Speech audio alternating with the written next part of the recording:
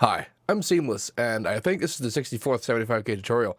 This one was requested by Black Lungs? Or Black Lungs? BL with a V. Anyway, this is a Noisia and Ivy Lab track called Possession, and this is the sound. This is what I got. So, this is one of those sounds where we can kind of see everything we need to see by looking at the display here in Edison. What we can see here is that we hear what sounds like kind of like a really fast shaker. And we can see evidence of what needs to happen up here. So if you look at this, we can see, we can't identify harmonics. So I'm going to look at this and I'm going to say, okay, noise. But it's too, like, chopping, right? So what's the chopping? What's doing the chopping? I have to do something that does chopping. The first time I ever saw a sound like this, the first thought was that I would do ring modulation. And is that what I'm doing in this? It is what I'm doing in this. And so that's what I did. But the sort of the old school way of doing this would be to take a sine wave and then the sound and then distort the two of them against each other.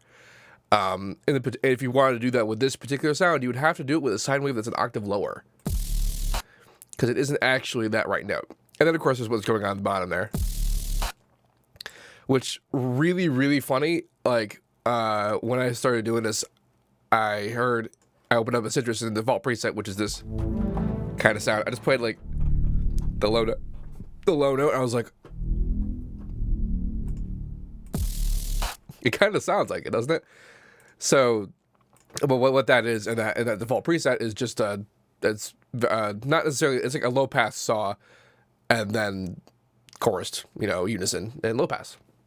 Not super complicated, but we can also clearly see that this is a layer, because the sound, this sound just stops, and then this continues. So clearly a layer, but I decided to see that I could try and make it the entirety of it inside just one lone Citrus, and turns out totally can.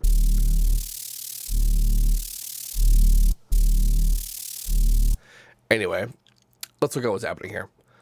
So the first oscillator is just a saw wave. Now, I have unison on, but I'm not actually using most of the controls up here. I have panning engaged, but I'm the pitch and the phase or whatever are all disengaged, because I'm doing that manually using the unison index mapping parameter in the pitch and phase of this particular oscillator.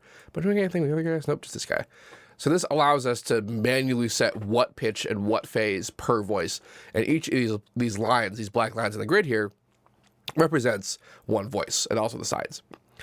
And then this pitch range would normally represent an octave, hence being split up into 12 boxes, like it would be semitones.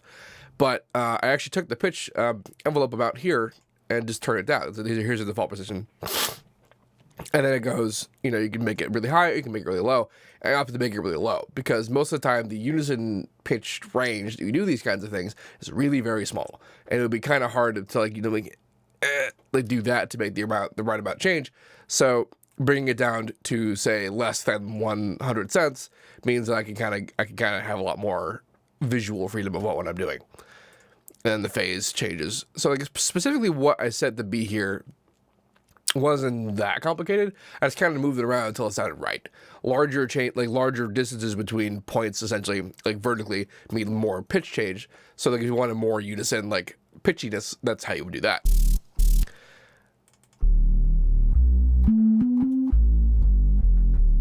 I've also got a sine wave going on in there just to add to kind of like the base of it. Although in the original, you can kind of see that there's phase cancellation going on down there. So it's not really a solid sub. But in the sound that I'm doing, there would still be phase cancellation, because that harmonic is still there in the saws. So it's just adding a tiny, teensy bit of reinforcement there. So the other sound is this guy. So oscillator 2 here is just noise. You set the noise and it becomes white noise. And then I put that into filter 2. Filter 1 is what's causing the supersaw to be its thing. It's just brought it down, be filtered. And then a little bit of that is also going into filter 2, which has a teensy bit of wave shaping engaged. And this is just so that that they kind of merge a little bit when they're together. That may or may not be useful one way or the other. So that goes in there. But the sort of the scratchiness is occurring because of ring modulation. And this is happening because of oscillator number 3.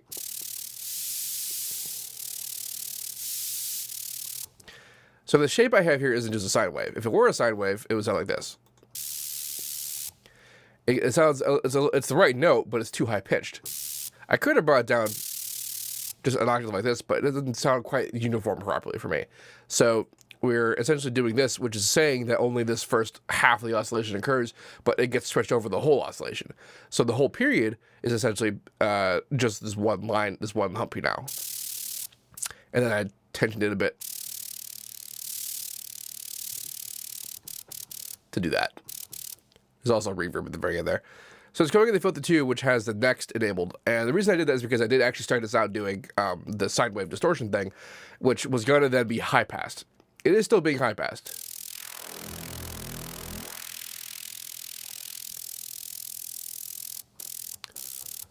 That's a big part of this. And the reason, and the high passing actually makes a lot of sense when we do the distortion thing, because when we do the distortion thing, that sine wave's still in there. And so you get the distorted sine wave harmonics that you get when you crunch things together with it.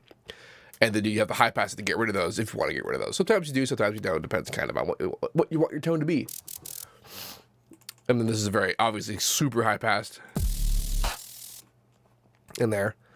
So you saw how like the tension sort of changes how hard or how soft it is. So you can use that to kind of determine how hard or how soft you want it to be. Goes into filter 2, goes into filter 3, goes into the effects, which has reverb on it. And together we got that. I linked the volume of oscillator 1 and 4, which are the super saw and the sine wave, to mod X so that you can have either on or off.